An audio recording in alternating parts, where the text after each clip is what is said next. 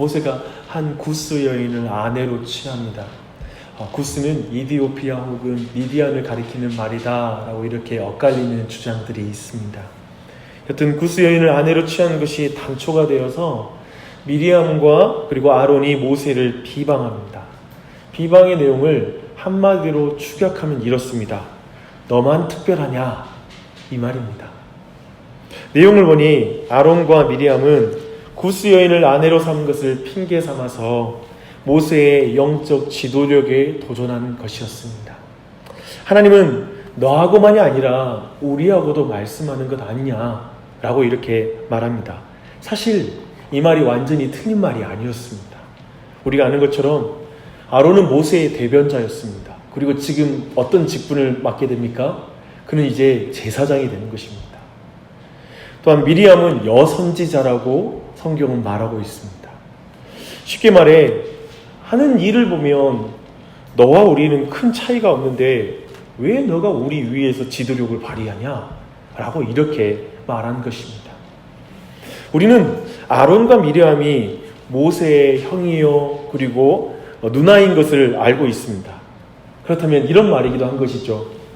모세의 하는 일을 보니 우리가 다 대신할 수 있는 일인데 하는 일도 특별하지 않고 거기에 나이도 어린 것이 왜 우리의 지도자가 된단 말이냐? 이렇게 말하는 내용이 될 것입니다. 2절을 보십시오. 아론과 미리암이 모세의 권위에 정면으로 도전합니다. 모세의 마음은 어땠을까요? 과거 40여 년 전에 히브리인과 싸우는 애굽 사람을 충동적으로 죽인 일이 있었던 그런 모세입니다. 그런 모세가 이번에 이 말에 대해서 어떻게 반응할까요? 다만 말씀을 보니까요, 여호와께서 이 말을 들으셨다라고 말합니다. 모세가 그 사이에 어떤 말도 없습니다. 이것이 무슨 말일까요? 성경은 바로 설명해요. 이 사람 모세는 온유함이 지면의 모든 사람보다 더하더라. 이 말은 모세가 누이와 형의 비난에 대해 왈가왈부하지 않았다는 사실을 이렇게 말하고 있는 것입니다. 그는 자기를 비방하는 누이와 형에 대하여 잠잠했던 것으로 보입니다.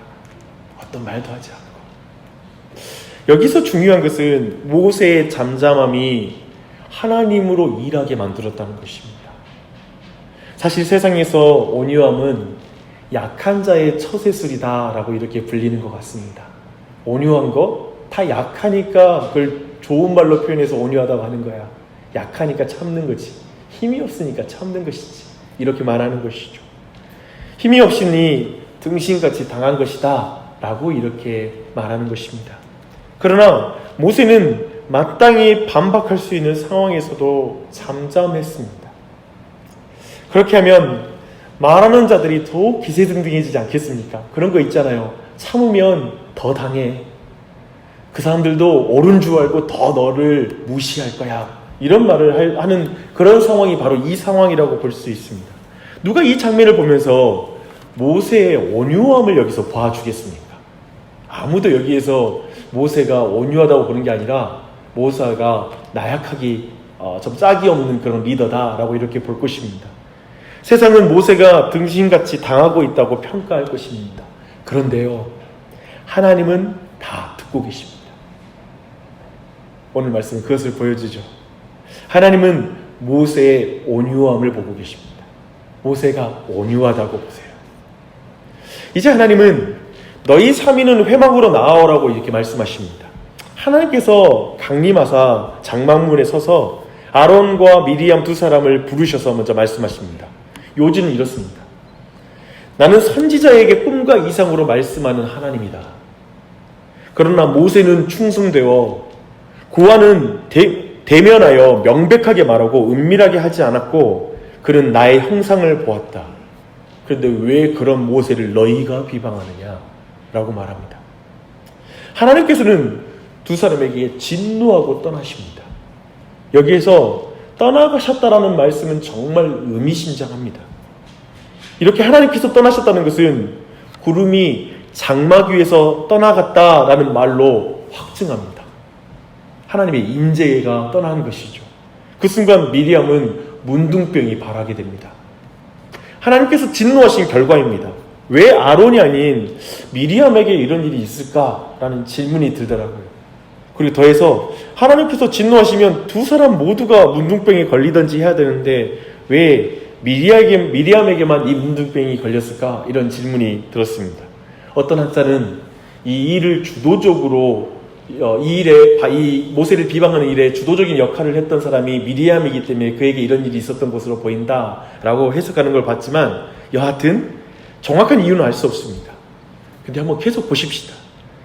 근데 아론의 간청과 그리고 그 자세를 주목해야 돼요. 11절과 12절입니다.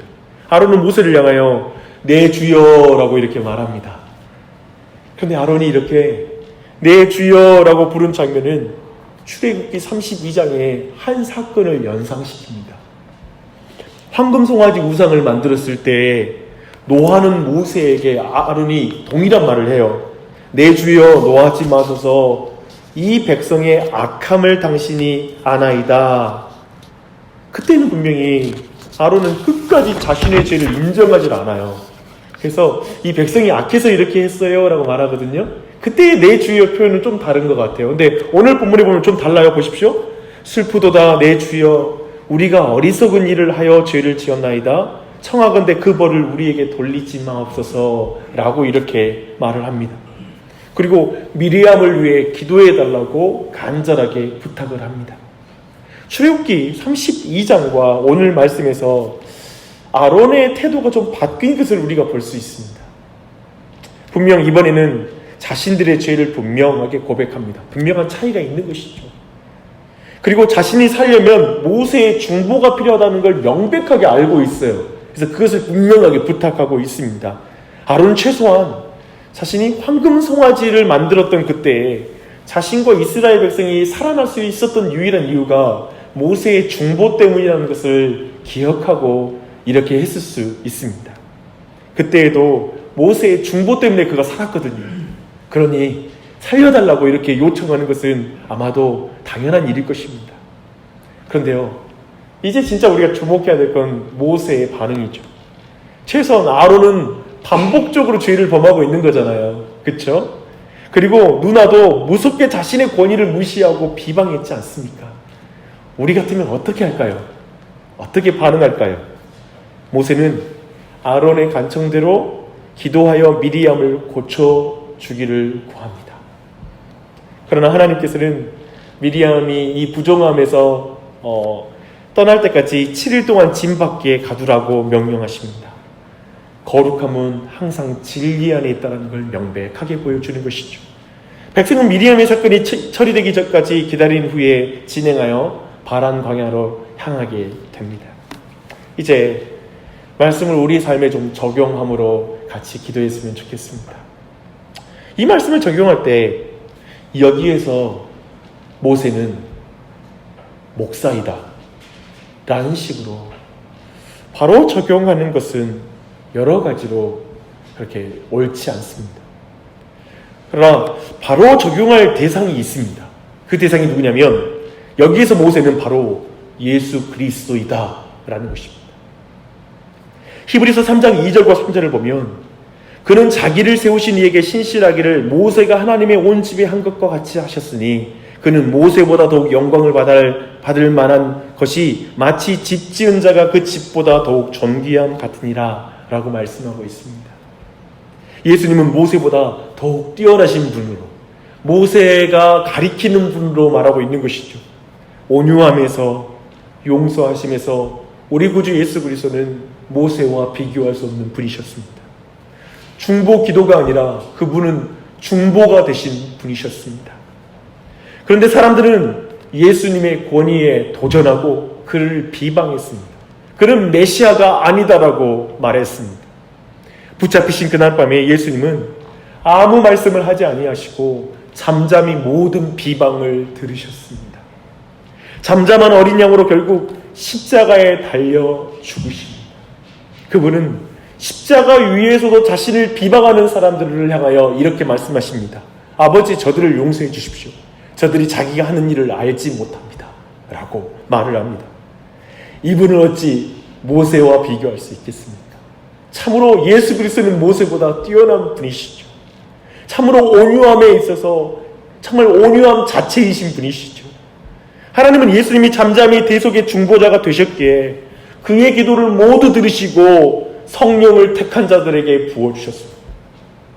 예수 그리스도의 기도를 모두 들으시고 그 잠잠하셔 십자가에 달리신 예수 그리스도를 들어올려 하나님의 보좌 우편에 두신 줄 믿습니다.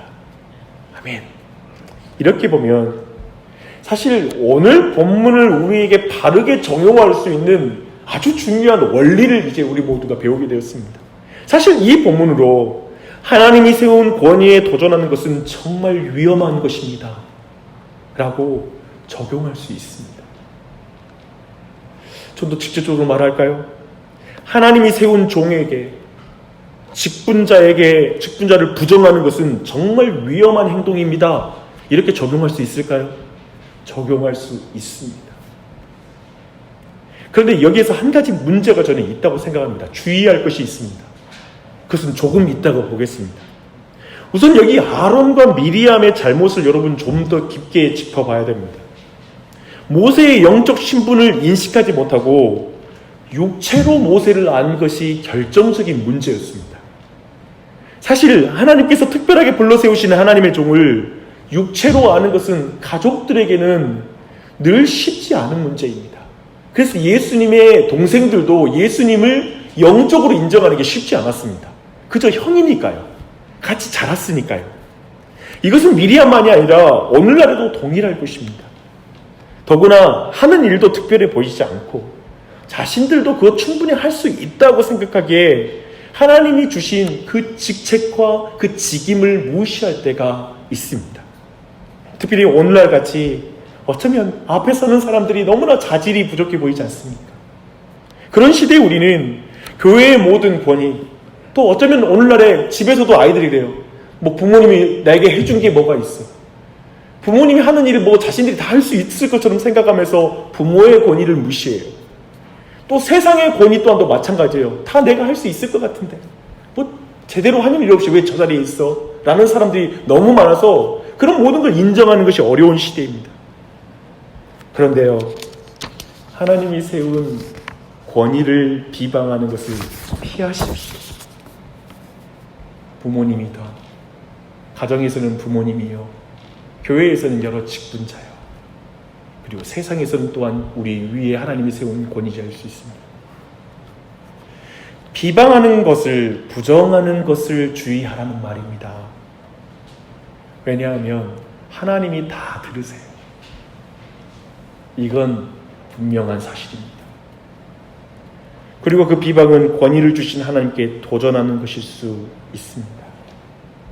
그러나 직분자가 진리를 떠나면 그것에 대해서 피 흘리기까지 말하십시오. 오늘 보면 그거잖아요. 비방하지 말라라고 했지 정확하게 우리가 할 수 아무 말도 하지 말고 무조건적으로 복종하라는 말이 아닌 것입니다. 비방하지 마십시오. 비난하지 마십시오. 항상 주의해야 됩니다. 하나님이 들으세요. 하나님이 들으세요. 그런데요, 저는요, 오늘 본문에서 더욱 강조해서 봐야 될 것은 모세라고 봅니다. 어쩌면 저는 오늘 본문이 이 본문을 가지고 성도들에게 하나님께 세운 자에게 도전하면 큰 사고 납니다 라는 식으로 목회자가 사용할 수 있는 본문이 아니다라고 생각합니다. 이 본문은 그런 본문이 아니에요. 왜냐하면 권위자는 그저 모세처럼 온유함으로 반응하라고 적용하는 게 합당한 거예요. 여기서 어떻게 이렇게 조심하라고 말할 수 있어요?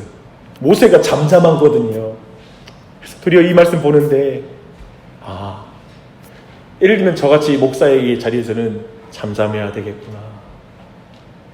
조용히 끊임없이 용서와 사랑의 마음을 품어야 되는구나.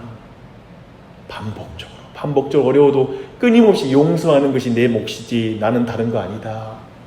기도하는 자리다. 마치 그것을 적용하는 게 합당할 것입니다. 우리가 잠잠하면 하나님이 일하세요.